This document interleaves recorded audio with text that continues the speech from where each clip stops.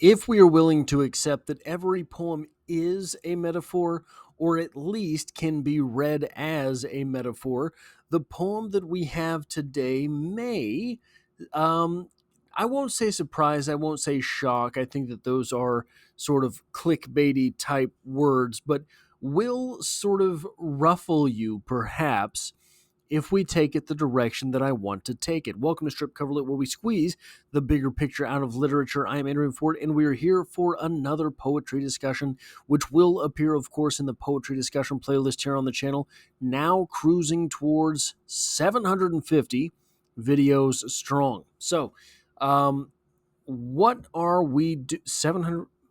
What? How many? I don't know. Doesn't matter. I can't remember exactly where we're at with poetry discussions. I am super tired. But Who Has Seen the Wind by Christina Rossetti. And it reads as such. Who has seen the wind?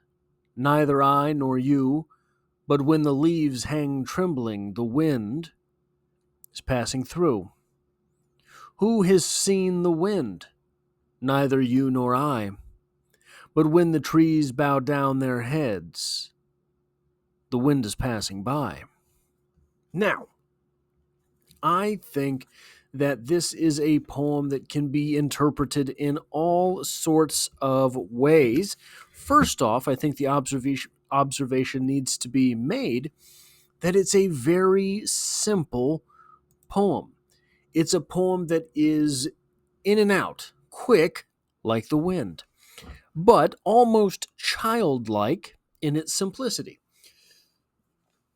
Right down to the fact that it's basically just a sentence rewritten, right?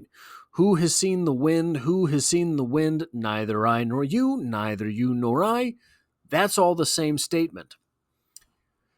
But when the leaves hang trembling, but when the trees bow down their heads, these are basically the same sentence as well.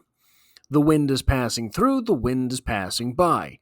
This is so Norm Macdonald, as great as he was, he had this theory that the perfect joke is just the same line as the setup as it is the punchline. So I think one of the examples was, I can't remember her name. Billy Joel was married to a supermodel, but I can't remember her name right now. But they got divorced. So we'll say her name was Lexus. Lexus Lexus Smith. I have no idea. Lexus Smith and Billy Joel got divorced yesterday when Lexus Smith woke up and realized she was married to Billy Joel. That is, I think that was the joke that Norm Macdonald credited as being the closest to a perfect joke he had ever written. Is this something similar? The same sentence, not really a sentence, but the same statement twice in slightly different form.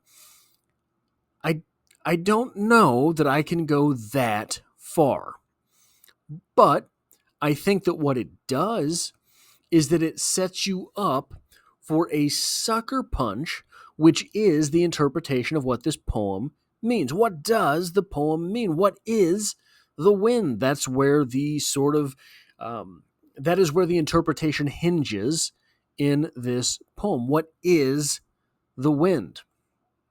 Well, you can see it as time. Who has seen the hands of time? Neither I nor you. But when the hands of time, but when the leaves hang trembling, the hands of time are passing through. Right? I think that you can put in there an interpretation for the wind being representative of time. It's also possible that this wind is just the face of nature. Who has seen the face of nature? Neither I nor you. Who has seen the face of nature? Neither you nor I. This is a very naturalistic explanation for the poem that is basically, I would argue, If you're accepting the wind as representation of the face of nature itself, then what we're getting here is a very nearly nihilistic poem.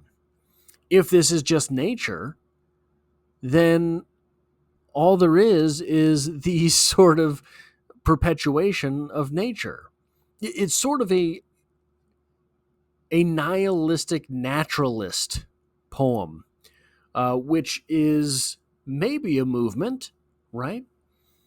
What if the wind is being interpreted as the grace of God?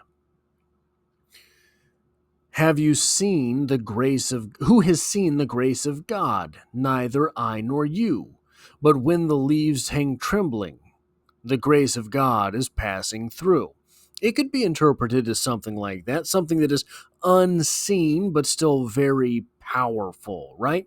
If that is what you want to believe about this poem, I can accept that. But I want to take a little bit of a closer look at those small parts of this poem that do change from stanza to stanza. But when the leaves hang trembling, but when the trees bow down their heads. Those aren't nice statements, are they? Those aren't peaceful statements, are they? Those aren't hopeful statements, are they? And those are the only real places that these two stanzas differentiate. When the leaves hang trembling, when the trees bow down their heads. These lines both leave me assuming that what the wind is death. Who has seen death? Neither I nor you. But when the leaves hang trembling, the wind is passing through. Who has seen the wind? Neither you nor I. But when the trees bow down, who has seen death? Neither you nor I. But when the trees bow down their heads, the death is passing by. So if we accept this as death, there becomes a secondary interpretation to be had. Because the leaves, they don't fear death.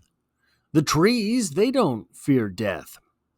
So we are left to wonder what exactly it is that the leaves and the trees then represent. If the wind is death, what are the leaves? What are the trees? Well, obviously, the trees and the leaves here are given human characteristics. Who else trembles? Who else bows their head? If we are accepting death as the metaphor here, if we are accepting people as the metaphor for trees, then the poem really becomes about the mystery of death and unpredictability of death. And so we get back to this being a nihilistic poem, sort of roundabout, but I don't think that if this is about death as opposed to, for example, nature, I don't think that it is as hopelessly nihilistic. I think if we accept the wind is death, if we accept the trees as the human response to death, when we see death or when we're around death because you don't see death, you tremble. When you're around all of the death, you bow your head. But the last statement in either of these stanzas becomes more hopeful. Death is passing through. Death is passing by. That becomes the lasting moment from this poem, that death is real, death is constant, death is ever present, but it is passing by. That is all I have for this poetry discussion. If you like or appreciate what it is that I do here, hitting a like button really does help me out, as it tells YouTube to share this video with other literature lovers. If you find yourself here by chance but not design, literature is the only thing I talk about on this channel, dropping multiple videos every single week. And as always, I hope to have you back for the next one.